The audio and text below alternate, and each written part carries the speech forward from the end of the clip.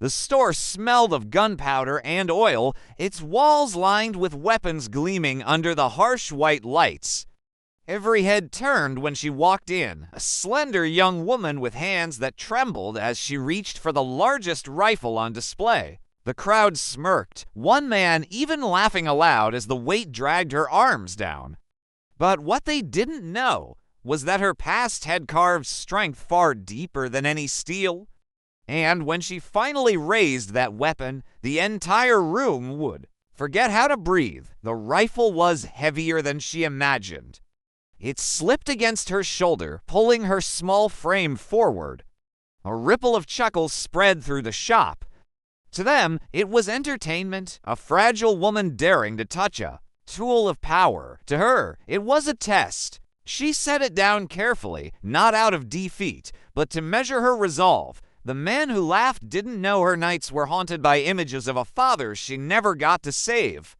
He didn't see the mornings she forced herself awake before dawn, training with nothing but determination and sandbags tied to her arms. He didn't know why she came to the store that day, only that she looked out of place, a ghost among polished boots and broad shoulders. The clerk raised an eyebrow, as if silently asking if she was done. She met his gaze with quiet fire. Without a word, she picked up the rifle again.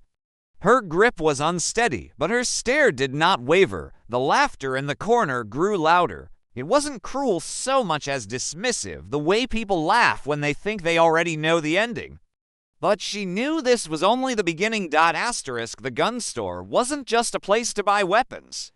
It was a stage. Men with heavy boots leaned against glass cases, their arms folded, their confidence loud and unspoken.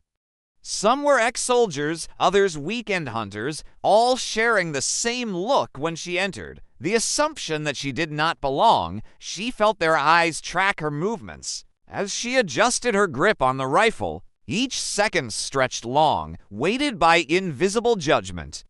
The laughter from the corner still rang in her ears.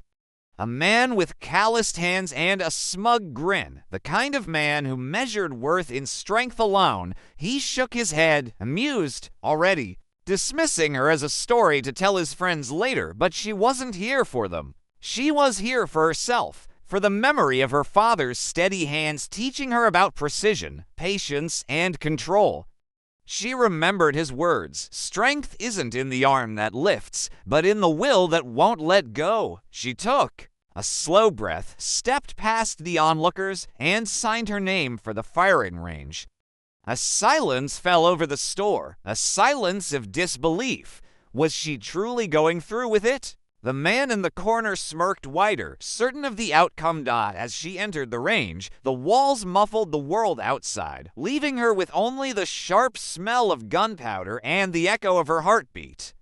The rifle rested heavy in her hands again, testing her resolve. She lifted it, not smoothly, not gracefully, but with every ounce of defiance she had carried into that room. Her mind wandered as she positioned herself at the booth. The metal felt cold, but the memories it unlocked were warm. Nights by a fireplace where her father's voice filled the air, teaching her about balance, not just of weapons, but of life. He had been a soldier, a protector, a man who lived with honor. When illness stole him away too soon, she promised herself she would carry a piece of his strength. Not to fight wars, not to hunt, but to prove, even to herself, that his lessons hadn't died with him. But promises are heavy things, heavier even than the rifle she held.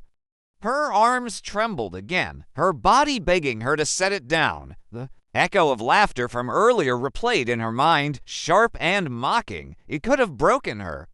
Instead, it hardened her resolve. She pressed the stock against her shoulder, remembering how her father used to guide her hands with his. She was alone now, but in spirit, he was there. The target downrange blurred for a moment through her tears, then sharpened into focus. The trigger loomed beneath her finger. Her breath steadied, her heartbeat slowed. The world outside that room did not matter anymore. The rifle felt less heavy now, though her arms still strained. There is a silence before every storm, and in that silence, something inside her shifted.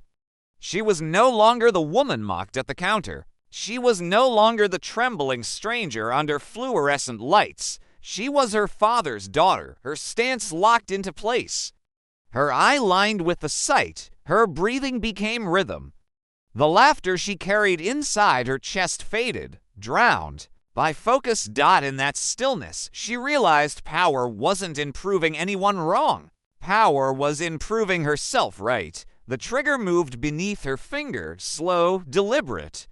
And then crack. The sound thundered through the range, reverberating off the walls, louder than laughter, louder than doubt. Smoke curled from the barrel, drifting upward like a silent victory flag. The bullet struck dead center.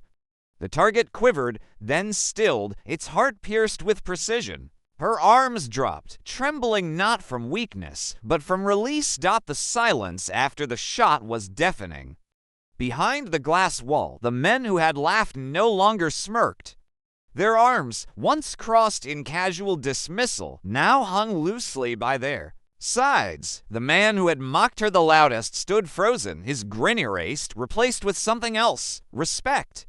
Or perhaps shame. The clerk leaned forward, his mouth slightly open, eyes wide. In the firing range, she stood tall, not triumphant, but calm. For her, this wasn't about applause. It was about a promise kept, a memory honored. But in that silence, she felt something shift in the room beyond the glass. The air grew heavy, not with ridicule, but with recognition. They no longer saw a fragile woman with shaking arms. They saw a force they had underestimated. She removed her earmuffs slowly, placing the rifle back on the stand. The weapon that had once felt impossible to lift now rested obediently in her hands, as though it had chosen her as much as she had chosen it. Stepping out of the booth, she didn't meet their eyes. She didn't need to. Respect, after all, is loudest in silence. The man who laughed first lowered his gaze, avoiding hers entirely. For the first time that day, he had no words, no smirk, no joke. The others stepped aside, creating a quiet path for her to walk through. As she reached the counter, the clerk offered a small nod, not of pity, not of surprise, but of acknowledgement. She walked out into the fading light of day, her steps steady, her heart calm. Behind her, the store remained silent, the laughter that once filled it now erased by a single shot that told a story words never could, because in the end, she hadn't just lifted a rifle. She had lifted the weight of doubt, and she had set it down, once and for all, in the center of the target.